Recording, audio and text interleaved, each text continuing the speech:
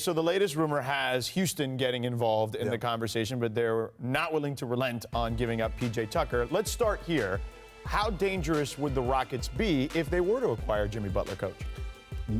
I think, you know, as we talked about when Trevor Ariza left, we said, man, they just dropped a notch below where they were last year. You get Jimmy Butler, you go a notch and a half above where you were last year. You become a much better basketball team. Therefore, that means you are a serious challenge to the Golden State Warriors. Jimmy Butler is an all-star player on both ends of the floor. Right. He's going to give you a little bit of everything. The fact that you have somebody saying that PJ is untouchable, I'm still trying to figure that out. Now, the element that he brings to the table is that he's physical. He's tough. We all know that. And he brought that type of element to the Houston Rockets, which kind of changed the culture of the team. Yeah. But to say he's untouchable when you got a guy named Jimmy Butler out there that you can possibly get if you don't have to get rid of major other assets that can make your team better, I'm still trying to figure that one out. Yeah, you're talking about two veteran guys. You know, Eric Gordon's going to be 30, right? And PJ's on the other side of 30. Yeah. I can see where Tibbs would like that, but what do you think about that swap potentially? So, first of all, we got to remind people, because people forget, Jimmy Butler was the #1 shooting guard in RPM last year. Right. He was a massive positive on offense and defense. His on-off was crazy, right?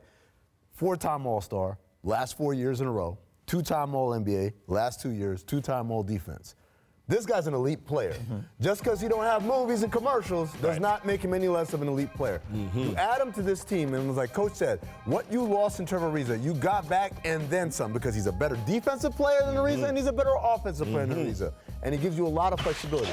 Now I'm going to play devil's advocate. I wouldn't hesitate to do that trade if I were Houston. But I do know, as I look at my card here, I looked at the lineup, what the lineup will be. And you got your starting lineup of CP, Harden, Jimmy, Melo, and Capella. But then you get to that second unit, and it gets thin, Coach. Because now you're talking about James Ennis, Michael Carter-Williams, Marquise Chris. These are guys who are unproven at best on an NBA level. And so you lost Eric Gordon, who's really good for you coming off the bench, and you lose P.J. Tucker, who is versatile enough to play 4 or maybe even small ball 5 and give you some flexibility there. I understand from a depth standpoint why they might hesitate, but I wouldn't.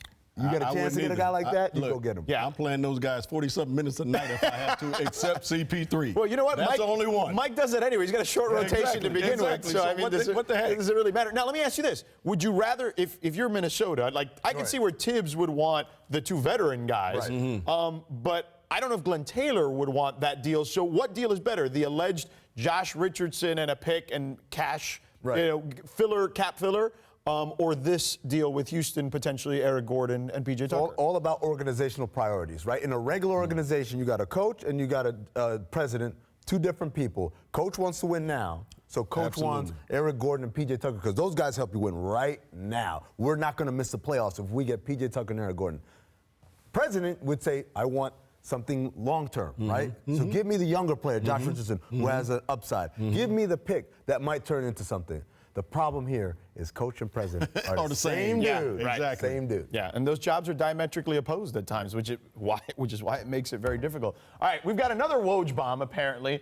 All-star Jimmy Butler participated in Minnesota's practice, a session that included him verbally challenging teammates, coaches, and front office, league sources told ESPN. The disruption part we talked about. Butler was vociferous and emotional at times, targeting Thibodeau, Layden, Towns, Wiggins. Story soon on ESPN. So apparently he wasn't making it uncomfortable low-key. He was making it uncomfortable high-key. Well, we talked about what could happen when he came to practice.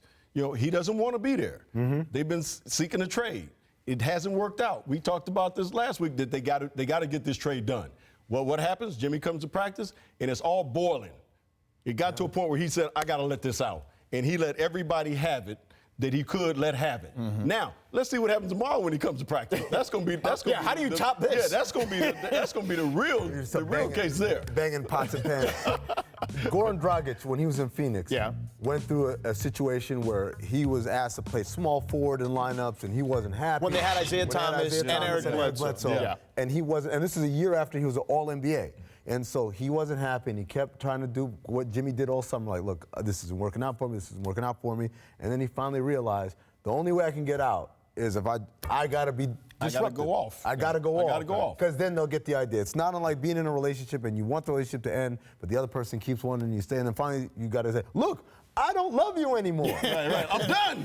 I'm out. So, Peace out.